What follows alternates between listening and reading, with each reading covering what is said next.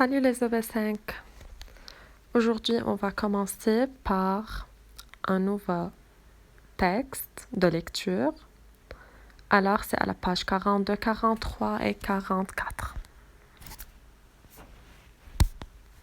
Alors, comme on a d'habitude à travailler, on commence par les éléments du paratexte. Comme j'ai déjà dit, le paratexte, c'est tout ce qui est hors du texte. Alors, on regarde bien le texte. On conclut le suivant. Les éléments du paratexte sont le titre, c'est Monsieur Casting. L'introduction, c'est ces trois petites lignes au début. Alors, dès Monsieur Marjorel jusqu'à l'entrée en classe. On a les illustrations, les notes explicatives et la référence dans laquelle je trouve le nom de l'auteur, le nom du livre d'où on a extrait ce texte, la maison d'édition, Gallimard, Jeunesse, et finalement la date de publication. Alors, je vais commencer par lire et expliquer ce texte. Monsieur Krastek, Monsieur Marjorel, enseignant de CM2, a décidé de préparer ses élèves à rentrer en 6e. Il choisit d'adopter une personnalité différente à chaque entrée en classe. Alors, dans ce texte, on va accentuer et mettre en scène une personne, c'est Monsieur Marjorel, qui est un enseignant de CM2 et il va préparer ses élèves à la rentrée en 6e. Alors, on va voir ce qui s'est passé. Il a saisi une craie jaune dans la boîte de l'éponge et a écrit un nom au tableau Krastek. Ce n'est pas le nom qui m'a frappé, c'est l'écriture. Zigzag de craie jaune, une écriture aiguë, tranchante, qui n'était pas du tout celle de notre Insti bien-aimé. On a résuré un brusque éclair sur le tableau noir. Puis, il s'est retourné et a claqué des mains. Debout, une voix si différente de la sienne que nous en sommes tous restés cloués à nos chaises. Allons debout. Ce n'était pas une voix, c'était un couteau ébréché crissant sur le fond d'une assiette. Nous nous sommes tous levés sans le quitter des yeux. Alors, Monsieur Marjorel entre dans la classe, il prend une craie jaune et il écrit sur le tableau noir. Alors, dans cette première partie, on décrit l'écriture, d'une part l'écriture de Monsieur Krasting, qui est cette écriture aiguë, tranchante, et on l'a comparée à un éclair sur le tableau noir. C'est à cause des zigzags en jaune, alors ça nous rappelle de l'éclair. Ensuite, on a continué à décrire la voix de cet enseignant. Alors, on a dit que c'est une voix comme un couteau ébréché. Alors, c'est quelque chose qui est crissant, qui est claquant et qui est dérangeant. Alors, dans la dernier petit paragraphe, ce n'était pas une voix, c'était un couteau ébréché, alors c'est une métaphore. On a dit que la voix est un couteau. Alors, c'est une comparaison qui est dépouillée d'un outil de comparaison. Alors, c'est pourquoi c'est une métaphore. Il a attendu la fin du dernier raclement de chaise, puis, dans un silence de frigo, il a dit « Je suis votre nouveau professeur de français. Je viens d'écrire mon nom au tableau. Vous veillerez à ne pas y faire de faute. » Il y avait une telle menace dans ses paroles que, loin de rigoler, nous sommes restés à l'intérieur de nos têtes à épeler muettement son nom, avec toutes ses lettres, sans oublier le G final. Maintenant, regardez-moi bien. Pour le regarder, on le regardait. Ses yeux semblaient avoir rétréci dans ses orbites et on aurait juré qu'il avait maigri du nez. Je suis petit, je suis vieux. Je suis chauve, je suis fatigué. Je suis si malheureux. Ça m'a rendu méchant et je suis extrêmement susceptible.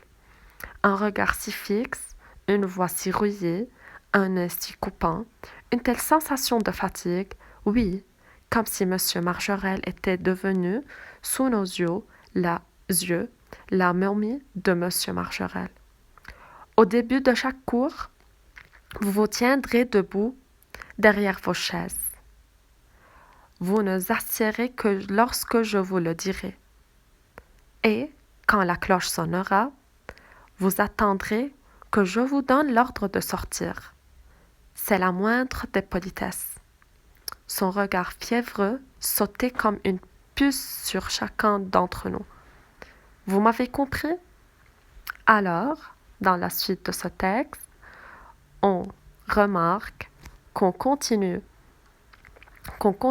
à décrire cet enseignant-là.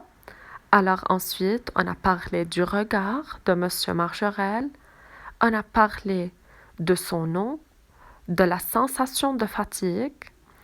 Alors, ce monsieur Crasting était vraiment différent. Les enfants ont peur de cet enseignant-là. C'est pourquoi il est devenu comme un cadavre. Alors, il est assez fatigué, il est assez vieux et il est malheureux. Il se met directement en colère et il se fâche vite. Alors, c'est pourquoi on a déjà dit que sa voix était rouillée, c'est-à-dire comme si elle était abîmée. Alors, et il parle tout le temps d'une manière supérieure et il donne des ordres à chaque fois. Alors, M. Crasting était vraiment une personnalité assez différente. Ce n'est pas en général le caractère d'un normal enseignant. Alors, on a le vocabulaire là, les mots un peu difficiles et les questions qui sont très faciles. C'est déjà tout expliqué. Maintenant, je vais continuer à vous expliquer la différence entre une comparaison et une métaphore. À quoi servent-ils? Alors, à quoi servent des comparaisons et des métaphores? Ils servent à décrire.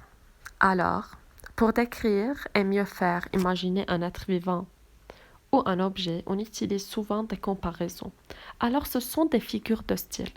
C'est-à-dire, on les utilise pour décorer un peu notre écriture, pour rapprocher l'imagination et approcher la chose que nous sommes en train de décrire.